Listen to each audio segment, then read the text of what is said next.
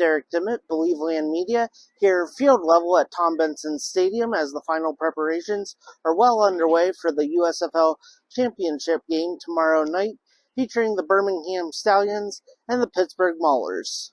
Kick off your announcement there, Daryl. Yeah, so you heard a couple of mentions about this during the press conferences.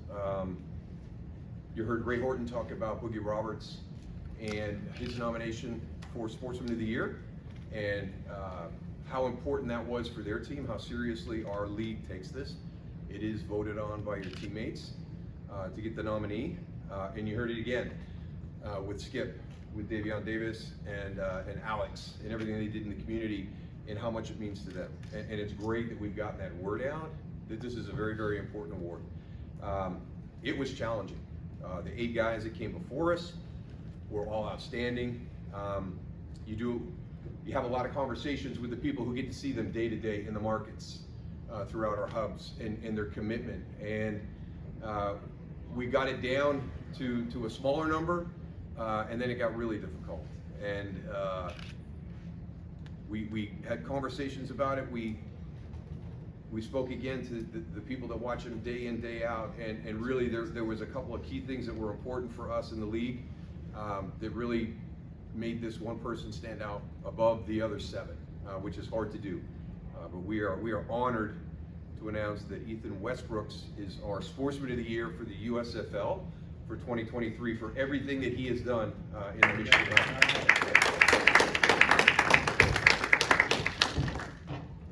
Congratulations. Everyone's going to just say Yeah.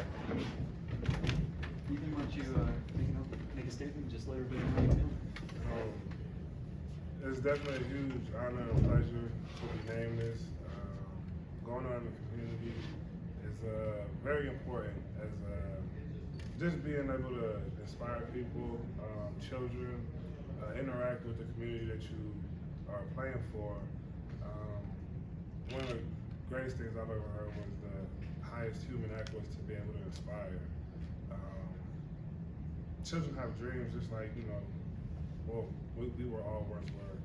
So to be able to inspire children to be able to do what it is they want to do, whether it's sports, to become a lawyer, a judge, astronaut, to go out of space, just to be able to have a dream, to be able to chase that, it's pretty dope to be able to be a part of that and to give them something to look forward to. I know it's a lot of people probably look at us as athletes and say, I want to be like that, but for me, just to be able to be around them and see, how pure and how much joy they get, the aspirations and things like that that you're able to share with them and they're able to share with you. I honestly think us as athletes are the pretty lucky ones to be able to be around it. Football is such a violent sport, macho sport, whatever you want to call it. To be able to have that soft heart for your community, kids, people who are really rooting for you, whether they know you or not. Sometimes you'll get caught in a grocery store just because you look the part. They'll be like, you play football or sports. You tell them, yeah. You end up sometimes making a connection with somebody that otherwise you probably would have never done. So to be able to just be out in the community, put a smile on somebody's face, make somebody's day, you never know how you can affect people. So once again, I appreciate this award. Thank you guys, the USFL, Michigan community as a whole. It's an honor and a pleasure. Ethan, can you go ahead and talk a little bit about just the community relations aspect from where you come from in Oakland, California, which I am also a native of, and the Detroit community, and kind of how those are similarities and how you were able to immerse yourself so quickly in the community that you really didn't have a lot of ties to, or no ties to, when you started the season? Honestly, this is going out and wanting to be involved. That's the biggest thing. Growing up, I kind of grew up between Oakland and Sacramento. We didn't have COVID back then, so it was a lot more kids outside. But you just see what kind of community you have, the people that's in your community. You get to actually be a part of it. You are the community. So to be able to come to Detroit, Michigan, we were in Ypsilanti, Ann Arbor, to just be able to get out there, you just have to want to. People will connect with those who connect with them. and to be out there, to be around. It's almost just like you got to have open arms, and I think the community will receive you as such. That's honestly, like you said, no ties to Detroit or Michigan for that matter, but just coming out to the events that are given to us is, availability. You always want to make yourself available to the community that you're in. You want to, show face, show respect. Just give thanks that, people are welcoming you, because I've been in places where they don't. So to be in Detroit, like I said, the other cities, it was a pleasure. They welcomed us with open arms. I know the Panthers have been out here once before, and you kind of want to compliment that. They had great history when they were out here. So to be able to come back, make the playoffs this year, we didn't end it on the way we wanted to, but to be able to get in the community, give the people of Detroit, Michigan, something to root for. The fans were awesome. Coming out to the games. I mean, you guys know our home record wasn't as great, but you still the last home game we had, man. You would have thought we were in the Super Bowl. It was amazing, and that's all thanks and due to our fans. So to come game in, game out, real dedication from your fans, real support, that's appreciated. I love it. I know the team, Coach Nolan, we all appreciated it, and looking forward to it next year. So I'm originally born and raised from Detroit, don't live there anymore, but I always say Detroit's full of good people, good food, and good times. What was your favorite place? What was your favorite moment working with the community out there? It would have to either be with Detroit Pal. It was another time we went out, I think a YMCA, some part of Detroit. The children just be it was their football practice, but to see how hard they work for it, and it's pure joy. To see a child work for something such as sports, you make some responsibility in, and at a young age, and you see it clicks for them. They really want this.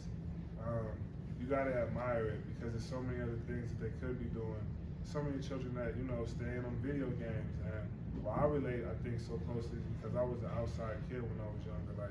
I didn't ever really want to go outside. I had the street lights. By the time they come on, you already better be in the house. And sometimes I, would let the street lights catch me. So it's such a remembrance of when I was a child, and to want to just be able to see them grow. And like I said, whatever it is, some of them already know they want to go to the NFL, NBA. I visited a school, I forget the name of it, but one of the little boys there was I want to be the next Jordan Poole. And what I try to give to him is, man, be the first you. It's great that you have people that you look up to. That's what we're here for. But I always try to let them know, man, the world needs the first you, and that's the biggest thing. So keep doing what you're doing. He was a honor roll student. First year made an honor roll. You just want to let them know how proud you are. As somebody that they may look up to, they see me and my accomplishments, football, and they think, man, that's the pinnacle. And I tell them, that's just the surface. You have so much more that you could do in life. It's the world is really your oyster. And when I think you give that back to children, that helps them, motivates them, and what they really want to do. It just brightens their horizon. I think we had a question here. Ethan, obviously you want to continue on with your football career, but do you see any kind of aspiration outside of football that you want to do? And I'm sure with your community involvement, I'm sure you want to be more involved, especially with the youth. I always wanted to, I'll say about my junior year in college, I figured once football was over for me, I would love to be a nurse, go back to school for nursing, specialize in pediatrics, and or family care, where I can deal with older people as well. I feel like they kind of get the short end of the stick in the world today. I did community service at Children's Hospital in LA, and it's very, it's rewarding to be able to give back to children, or just people in general. I would like to answer your question. I would love to be continue to go back to school and become a nurse. I just think that's like, I was blessed to be able to play football and do it at a high level. I think nursing is kind of my calling that God has given me. It's putting my heart and on my mind to actually really want to do. So nursing and maybe even coaching, but nothing like, I would never want to coach maybe past like junior college. I went to JUCO, so to be able to let cats like that know that your dreams have become going to the NFL or going to Division I school is very much obtainable. I went to a D2 and then got invited to camp as a free agent. But I think it's just more positivity, more feedback that cats like that are there at the JUCOs or children need to hear and give. It's just, I would say, just nursing. I have a question for Daryl. Obviously, one of the goals of the league is last year in Birmingham and then expanding to more hubs this year of just building those grassroots connections with the communities and branching out with the players. But what can you say from your perspective, just how proud you are of how the league and being able to see players like Ethan just do what they do in the community? Yeah, it's amazing, because we're constantly updated by what the plans are to reach out to the community. And it's one of the things that when we go into a new market is one of the first things we look at is building those partnerships, finding those teammates, what's important in the community, where can we, get our players invested. And so that's one of the biggest things that we look at when we go into a new market. And the big thing is we don't want to come into a new market just to play football. We want to come into that new market and become a part of that community. And the best way to do that is through our players. And to have a guy like Ethan who's been to the highest level, he's played in the NFL, but now to be down with us in the USFL and showing these younger guys, what the whole player is. And this is one of the main reasons why he's this year's recipient, because when you look at Ethan and you look at what he's accomplished so far, and you talk about a nursing career, there's a desire inside him to help people, and that's great for our league because it's not always just about football. What are you going to do with that next phase of your life? And when you're around somebody like Ethan, you're going to be able to get that information as a teammate in the community. So it's one of the most important things that we do is we start to expand when we get into that next home market and start to build those relationships so our players have outlets for their desire to serve in the community. Ethan, you heard from Michael Irvin, Daryl's teammate last night.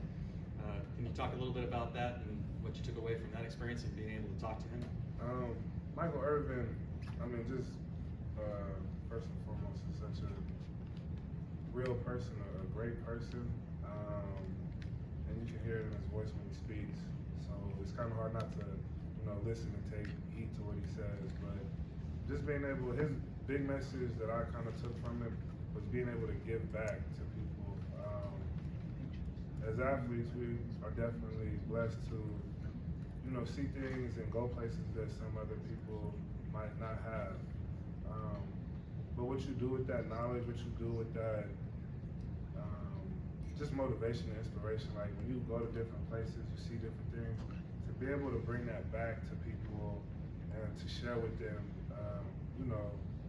it's like you're giving them maybe a world that they don't know about, and I think just bringing it closer so that now it's more relatable to them, so they know that, I can do that as well. And like I said, it's the highest act of a human is to inspire, and I think that's what Michael did last night with a lot of different people. To be able to inspire somebody to maybe motivate them in a way that they didn't have that before, give them a vision that they didn't know that they, personally had faith in themselves. To be able to give somebody else faith or, something in them that says you can do it is pretty dope. It's pretty dope. So that's what I got. That's what I got from Mike. Any other questions here in the room? We have a question from our Zoom audience. Oscar, is that you again? You got your hand raised? Yes, thanks so much. Hello to Ethan. Congratulations, felicidades. This is one of the most important things in football. No, in life as in football, we always need a game plan. And you're an example. Could you say some word to all the Latin American kids follow this game, not only for the game per se? If the story like you, the men like you, make impact in the society and in the culture, and for Daryl, what a day, with this MVP and now with Ethan. This is the transcendence, the importance of the USFL. Thank you very much. Gracias. Good weekend. Thank you. Yeah, You wanna go first? I would say you just, for the kids, the Latin American kids, man, just be intentional about what it is you want. Don't forget to, like, be a kid. I know growing up, my dad always told me, don't rush to be an adult. Don't rush to get old. And I love being able to play outside, get dirty, and all I had to worry about was taking a shower and figuring out how late I was gonna stay up on Saturday or Sunday. Enjoy being a child, man. It's a beautiful thing, and you'll transition into adulthood soon enough. But I think our dreams, our aspirations, are molded and born in us as a child. Those younger years, where you just at the park balling all day long, and you just feel like, man, I'm gonna be the next Michael Irvin, Tom Brady, whoever. It's just, I think that's where it all starts at, and that's very important for you to keep that and hold on to that, because through your life, there's going to be so many trials and tribulations, roadblocks, hiccups, speed bumps, but I think when it's in you and it's not on you, you really chase it. It means more to you than anybody else in ways that you can't really explain, but you're destined for it. That's what you chase. That's what you're chasing after, and I would say just keep doing it, man, because it'll pay off one day. Have faith in yourself. That's the biggest thing. Know that there might be a higher power, but you have to stay in tune with just doing the right thing, being a good person. I think that pays off as well. What you put out, you get back tenfold. So when it's genuine, intentional, man, those dreams that you had as a child, you'll start to see them unravel and come true throughout your teen years and your adult years. And that's just, you came a long way, so it's definitely deserved. Some of the things that we'd already talked about earlier, Oscar, right? I've heard mentioned today by some of the players, being important to stay present, be where you're at that time. And then Ray Horton had a great one. He tells his players all the time that you're in the middle of your glory days right now. When you get to the seasoned age of me and Ray, and you look back fondly on the time that you're experiencing right now, and those really are the great times where you build all these great relationships and have the opportunity to have great teammates. So yeah, it's important for everybody, all the children, to heed the words that Ethan shared. And yes, a very transcendent day for us.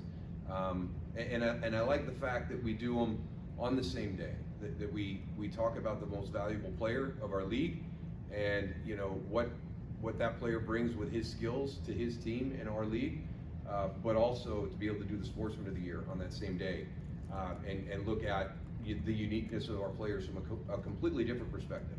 And that's the service and the passion that they have for not only our game of football, but for also making a difference in the communities that they're living and playing in throughout our hubs in the USFL. Ethan, thank you very much for being here. Really appreciate it. And you get to stay. Yeah, do a little bit of an opening statement first. I think the biggest thing for us in season 2, obviously, was getting out into the multiple hubs. You heard Skip talk about our experience in season 1 when we had all 8 teams together, and I did not realize how chaotic our days were until I got to a hub with only 2 teams in it this season, and there was a much better cadence. We seemed to work longer hours, but at a much better pace. when we did that, when we opened up to expand our league, I really thought we'd go 4 teams in the north, 4 teams in the south. But after we listened to the feedback from our fans, and really probably the biggest thing they wanted us to work on were more fans in the stands, in the background on the production. That was one of the things that we really heard loud and clear. And we understand, you know, we have Skycam and drones and helmet cams, and we're going to catch that every once in a while. But it was important for us to hear what our fans said. So instead of going 4 and 4 in the north and south, we went 2 in the south, 2 in the north, with 2 teams in each one. Now, what does that do? That divides our USFL family up. One of the great things about year one was we had strength in numbers. You know, so we had a fantastic USFL family all together. That's one of the big things that's been hard this year is nobody's around. You know, I don't get to see Darren, I don't get to see Nancy, I don't get to see Dan. You know, everybody's out doing their own things, managing, you know, different areas in the different hubs. You know, Doug West is in Michigan, Trey's in Memphis. You know, Matt Bookmeyer's up here in Canton, Chantal Covington is up here in Canton. So it divided our family, but we knew we had good people there in each of those hubs. Traveling is one of those things we didn't have to do last year, and you know, Doug West has just been phenomenal.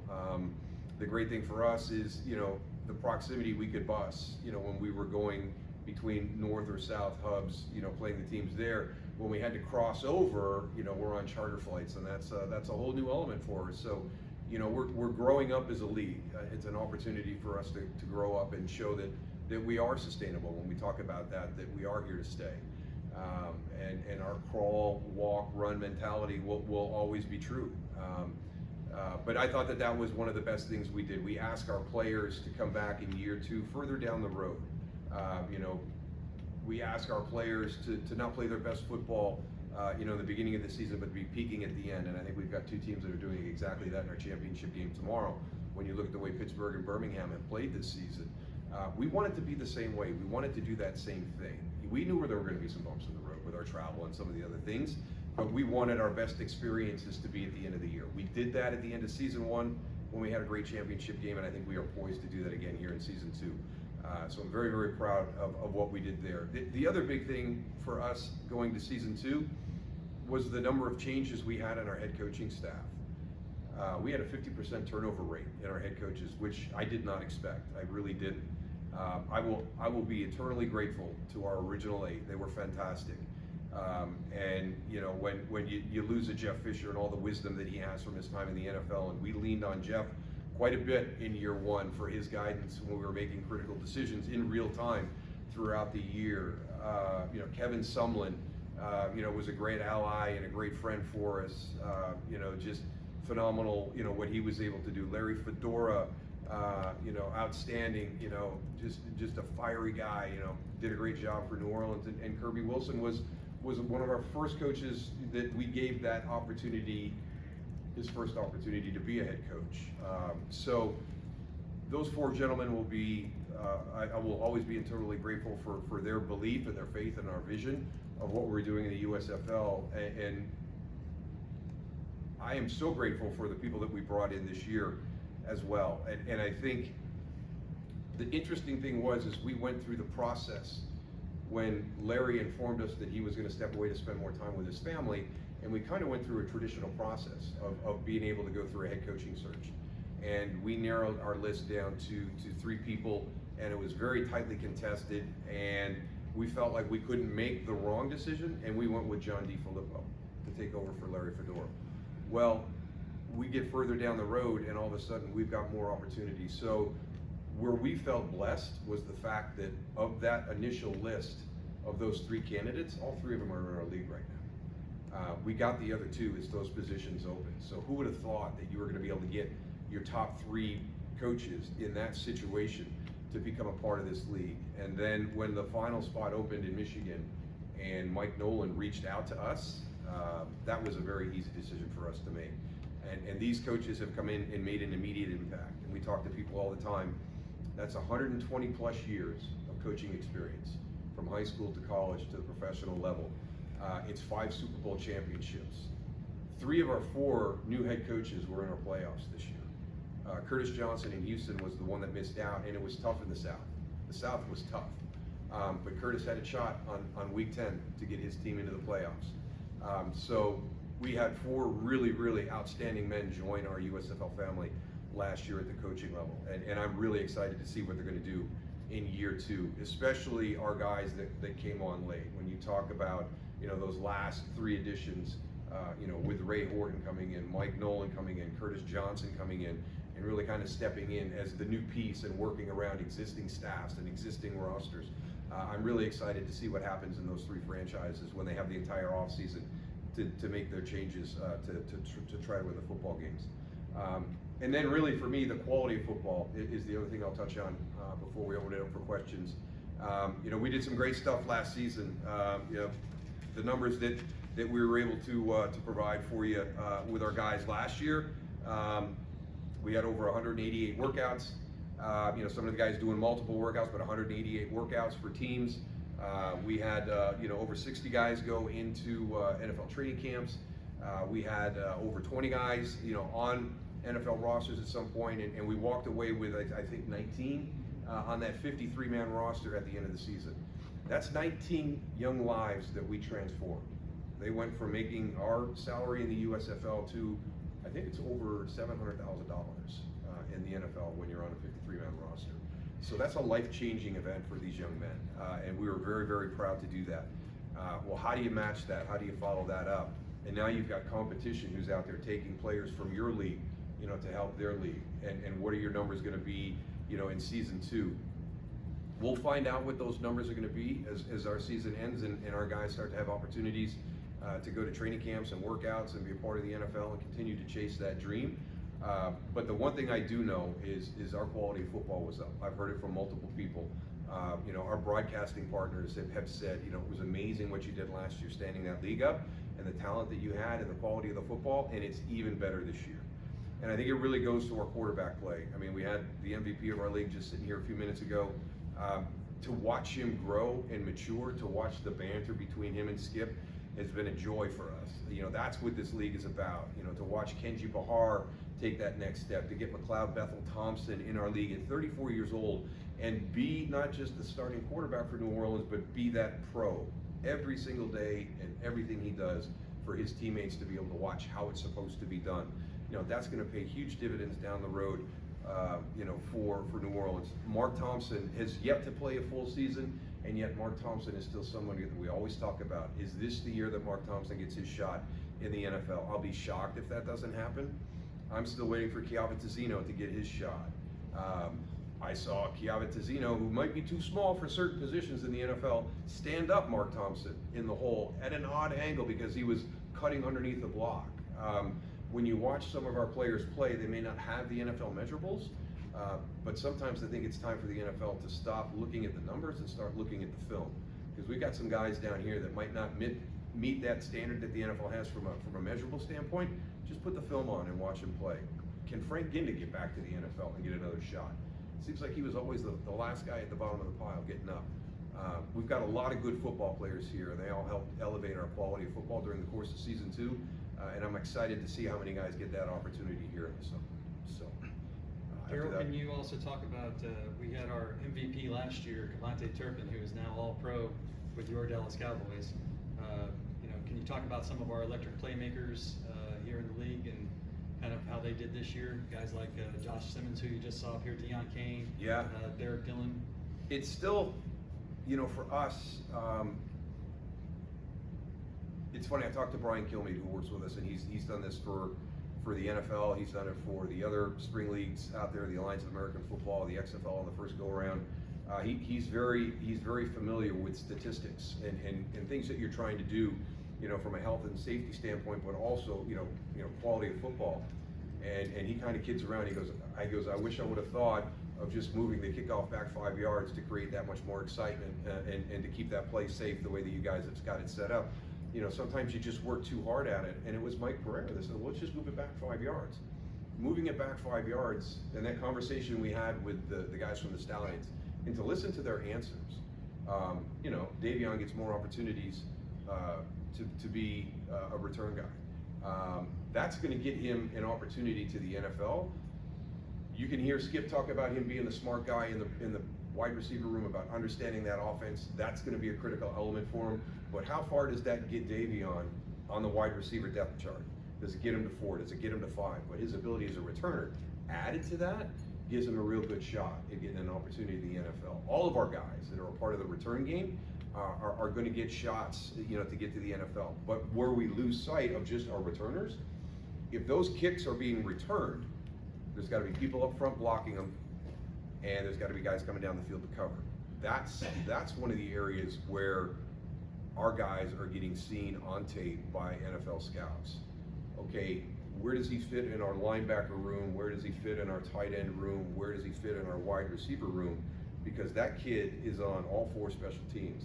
And if you watch him, you can see he's a good cover guy. If you watch him, you can see he knows how to pose himself for angles to open up returns.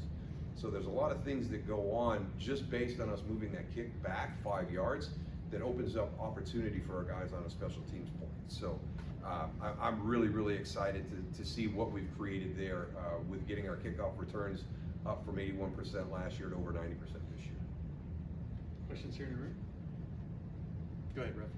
All right, so you've had your hand in a few different spring leagues. Now with the USFL, we're the first spring league in nearly 40 years to make it to a season 2. After next week, or after tomorrow rather, we work towards being the first spring league in nearly 40 years to make it to a season 3. Can you speak on what are the key differences? What is the USFL doing to make sure that you return year after year? We've got great people. I think every team, every organization, every company has to have great people. It was one of the big things that Michael talked about last night, and I wholeheartedly agree with him. The people are going to be the ones that give you the opportunity to have success. So it starts off with the members of our USFL family. We always talk about our crawl, walk, run mentality. We're not afraid to adjust course if we've done something that we doesn't feel is in the best interest of the league in a big picture. We're very patient. We do things diligently. When we go into new markets, is it a great fit for us?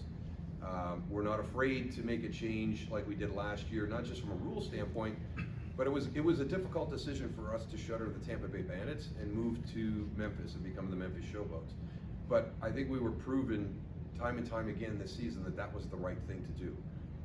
So I think if people watch how we've done things, number one, we're humble. We're not afraid of admitting we made a mistake. There's no ego in what we do. We don't have all the answers, but we continue to work to find those answers. And when you have a bunch of good people functioning in that culture, great things happen. And we've got phenomenal partners alongside of us. When you talk about Fox and NBC as the people who you're working with to grow this league, when it all comes down to it, it's attendance and ratings and different things like that. That comes down to what the fan response is to the game of football, the product that gets put on TV. And I say this all the time. When you're watching NFL football, it's Fox's America's Game of the Week, and it's NBC's Sunday Night Football. Those are the two that, in my opinion, are head and shoulders above anything else that's out there. And to have both of them as our partners putting on our games, and just all the time and energy they put in it to make it special for our players is greatly appreciated by them. And it's now football ops' job to make sure that we continue to bring in the talent that replaces some of the guys that we lose to the NFL this year. Daryl, since you brought up Memphis, I see Frank Bonner with his hand raised. So Frank, why don't you unmute and go ahead and ask your question, sir. Hey, Daryl, how's it going? Good, how you doing, Frank? Well, all right. To go back to your point you made about the hubs and what worked and what different, when does conversation about possible expansion, like when does that start, or like is year 3 too early for another hub, or where are you guys at with that? The grand vision is at some point in the near future to have all 8 of our teams enter their home markets. And as I said, it's crawl, it's walk, it's run. And we will do it in a fiscally responsible way, in a sustainable way. Last year was a leap of faith. I mentioned it. I thought we were going 4 teams in the north and 4 teams in the south. But when we heard the feedback from our fans, it was important for us to get to 4 hubs and be 2-2. So that was a huge step last season. We won't do anything of that magnitude this year, and we are in conversation with different markets to see what the best fit is for us moving forward. But it is our vision to have all 8 teams into their home markets at some point. And now we're having people say, well, you know, we're really enjoying this, but when are you going to expand to 10 teams? And, you know, the number one goal for us first is to get all 8 into their home markets, and I think we can start to consider the expansion of the league after that point. So is it already, sorry for a follow-up, is it already set for year 3 for it to remain how it looked like this year in terms of, like, you know, Memphis and Houston here at the hub? Is all that going to kind of remain the same? We're in the process of that right now, Frank. There's contenders out there. We're being very diligent with our research. We talked a little bit about this when we were talking about Ethan Westbrook's, and, you know, being immersed in the community and really wanting to find those partners. That's all part of this process, is getting each, you know, what are the markets that we're looking at? Let's get into those markets, find those key teammates, find those key partners, you know, the strategic companies that can help us grow, that can show us the landscape, you know, in these markets. So we're in that process right now. There's candidates out there, and it's definitely something we've already started the process in. We do want to be proactive with it. We do want to be able to have enough time to do our research and make the right decision. So we did not want to wait on some of these opportunities. We want to make sure that it's not only the right fit, but then once we make that decision, we're able to enact that and get everything ready for our players to have a great experience in season 3. Daryl, can you talk a little bit about partnerships with, you know, specifically for Frank, about, you know, how important it was to be with FedEx and with Fred Smith and talking about those types of things? Yeah, and those, when we talk about the key stakeholders in an area, I mean, Memphis is the great example. You know, the opportunity to work with Fred Smith and FedEx, and how great a partner and a teammate they've been through the course of the season. Michigan and Rocket Mortgage, you know, what they meant to us. You know, I never realized how important it was to get your first national beer sponsorship. But for us to have Molson Coors come on board with us is a huge deal. Kind of legitimizes you as a sports league.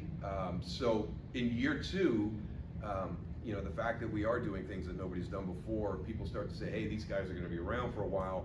Let's jump in, let's help them, let's support them. You know, that was the biggest difference in year 2. Is I think a lot of people in year 1 wanted to wait and see, and now they've done that, and they're kind of saying, okay, let's jump on board. This looks like a great opportunity for us. Daryl, you've seen how the Pittsburgh Maulers, how they got to the championship, and especially last week when they won through overtime. Seeing how that it was the first time we've seen the overtime play in Canton and Tom Benson. Just from watching that game, and what would you say with your evaluation from that overtime, how they handled it, and seeing that your evaluation of the overtime move now? I've always liked our overtime. I like the way it's structured. I like the way it's set up. It's fair. There's equity there. So we can't call them innings. They're not innings. So we do need to continue to work on our messaging as it goes out there. So that was the biggest thing. You know, the rules got up there. You know, it's very simple. We do put the ball in the 2, offense, defense goes 3 rounds. It's still tied at 3 rounds, and now we go into sudden death. A lot of this is to expedite an overtime for us. Travel was a new component. There's a lot of moving parts. We have to look at weather. You know, what's the impact on weather? What if we have to delay a game where we have flown from one hub to the next hub? It happened to us once this year. I'll share this with you. We had issues with a flight, and it's not easy to find 90 hotel rooms at 11:55 in the evening. There's not a lot of those available, especially if you're having weather. That means a lot of people earlier in the day have decided to stay in that city because their flights couldn't get out. So we've got to have ways to expedite games, and what we do in our overtime is one of those mechanisms where we don't get caught in an extended overtime period, and all of a sudden our travel back home is in jeopardy. So we want it to be fair. We want there to be equity in what the process is, but we also wanted to do something a little bit different than what they do in the NFL. The NFL continues to tinker with overtime, you know, really trying to find a way to make it fair. And for me, the biggest thing is you can't. I'm not a fan of people that say, well, we should only do this in the playoffs, or we should only do this late in the season because it's important. What if a team loses a game in September that keeps them out of the playoffs in January? That game in September was pretty darn important. So when you start to separate rules and only use them during the playoff period, as opposed to the regular season, I think that also clouds things a little bit.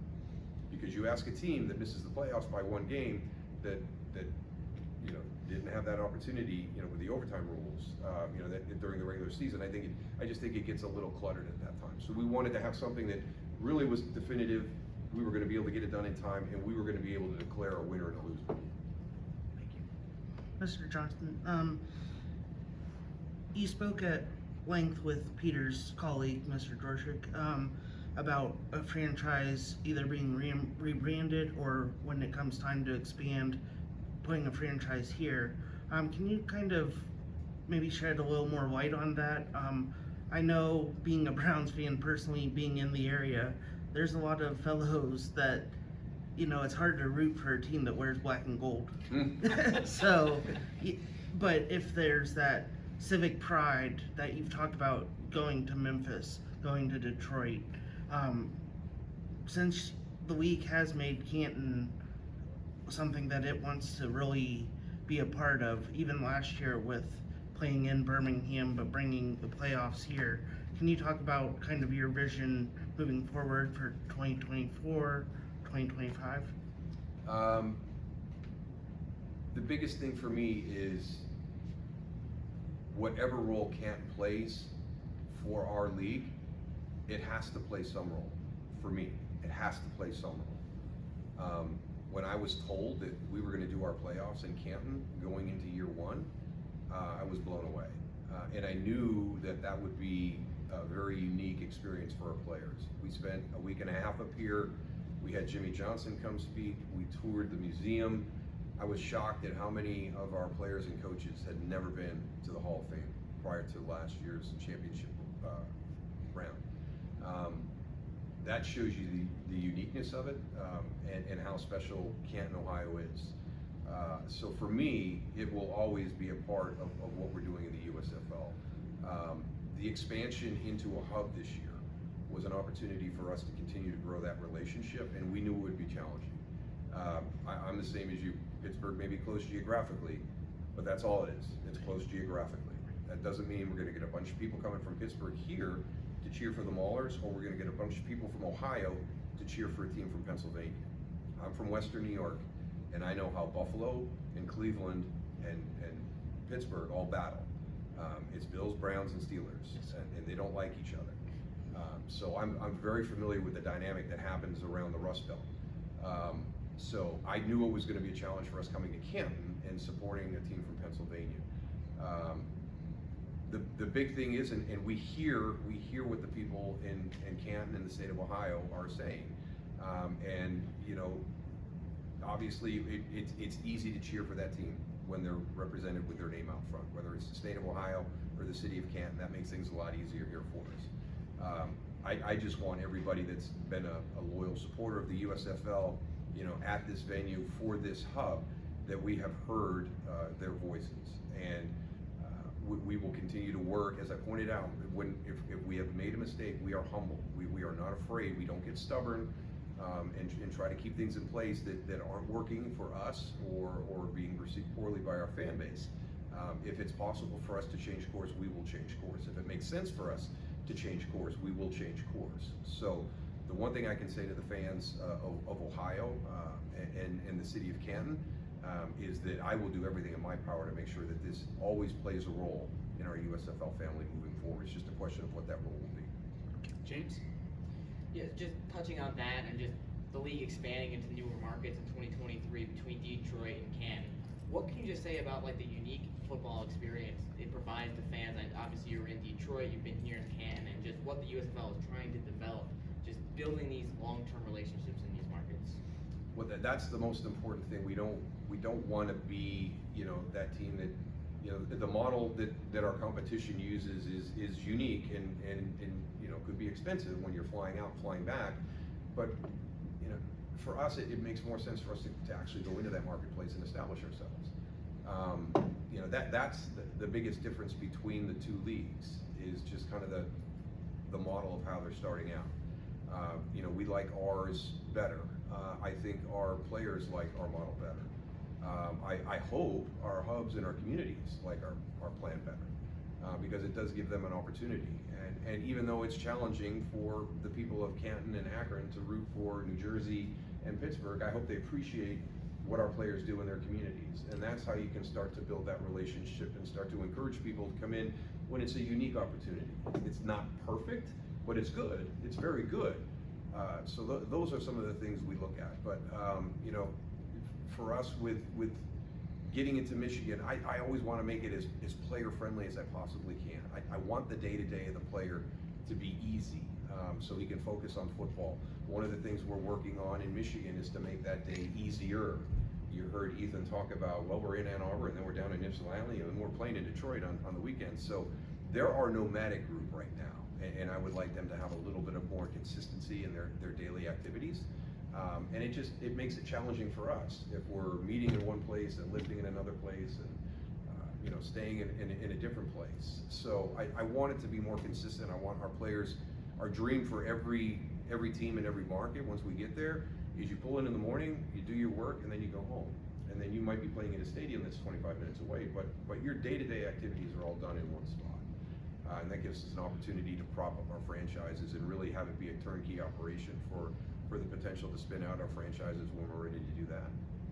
So Daryl, this is the second year you've been sitting up here making a State of the League address next to that wonderful trophy that we have. Can you talk a little bit about the USFL Championship game matchup that we have tomorrow and what your thoughts are about it? Yeah, it's funny listening to everybody talk. I thought one of the great points that was made is when we get one of these unique situations where it's a number one offense versus a number one defense, we all focus on that matchup, and it was great to hear, you know, both coaches talk about that other matchup. Well, you know, let's not forget, it's also going to be the Birmingham defense versus the Pittsburgh offense, and don't lose sight of that. And then special teams is that third element. You know, we know how dynamic the returners are for Pittsburgh, and we had you know, some dynamic guys up here for Birmingham as well. You know, I think field position will be a key indicator. It always is, but for me the biggest thing, and this is a stat that we see time and time again in professional football, is who wins the turnover battle. You know, Pittsburgh feeds off the ability to take the football away. Birmingham is very, very good at protecting it and making the opponent beat them. They're not going to give them the game. So I think that's going to be the big test in our championship game tomorrow. Number one, how do both the strengths play? How does that matchup pan out between that Pittsburgh defense and that Birmingham offense? You know, I'm a firm believer that, you know, some people will look at Alex McGough and say, well, you got to make him beat you from the pocket. Well, I'm pretty confident that Alex can beat you from the pocket right now. The great thing about this matchup is we have the teams that are playing the best football paired up in our championship game. You know, to see Pittsburgh do what they did at the end of the regular season to get into the playoffs and then be able to win and knock off Michigan was fantastic. And I saw all three Birmingham New Orleans games.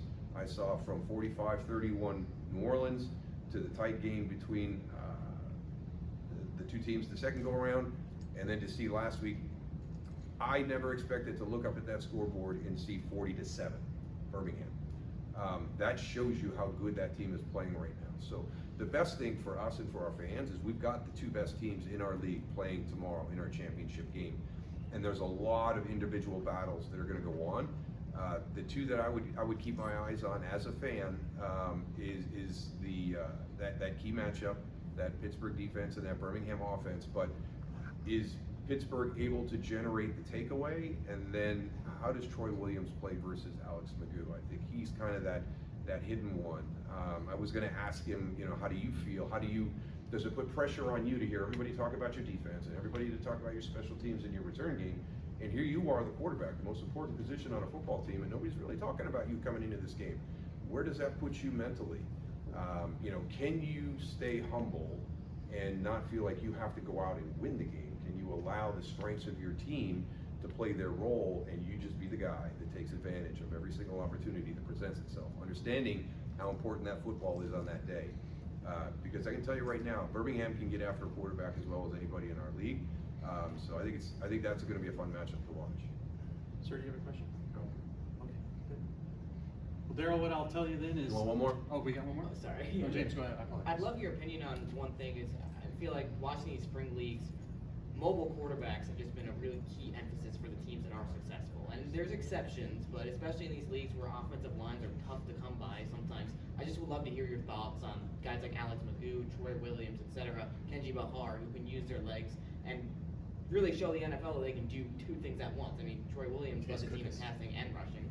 Yeah, I think we don't have to look any farther. It doesn't really have to be just based on, what is the talent of the offensive line in a spring league. Let's look at the NFL. Right. Jalen Hurts, Patrick Mahomes, that pure pocket passer is not as prevalent in the NFL as it used to be. And that's really because the college game is really starting to dictate and push up, what the NFL is going to work with. People ask me, they're like, well, what happened to the fullback position? I said, well, if you don't have a fullback position in college, you're not going to have a fullback position in the NFL because there's nowhere for them to find that position.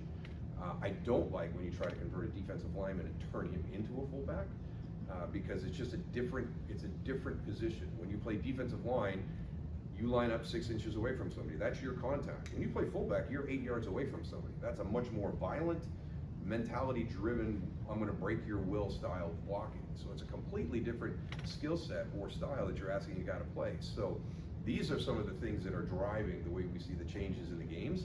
I think it's easy to look at what we do in the spring league and say the mobile quarterback helps you because the offensive lines will struggle against the defensive talent at that league. Everybody always says that the edge rusher, the inside rusher is going to be more superior from a skill standpoint in a spring league environment than the offensive line. This is something that I'm hoping to have an announcement on here pretty soon and show the commitment that our league is going to make towards that position because we know how coveted it is. And the NFL also realizes that they have expanded their roster and they have locked these guys in. It's hard to find offensive linemen that are out there because the NFL is struggling to develop that position as well. And when they find somebody, they're not letting them go. To the point where you got a guy like Jordan Mailata. We go back to all the way to 2018, and when I was in the Alliance of American Football, Philadelphia was one of my teams. Well, Jeff Stoutland was a GA at Syracuse when I was playing there. He's the offensive line coach for the Eagles. I asked him, wouldn't it be great for Jordan Mailata to come to our league and actually play in a game? He said, absolutely.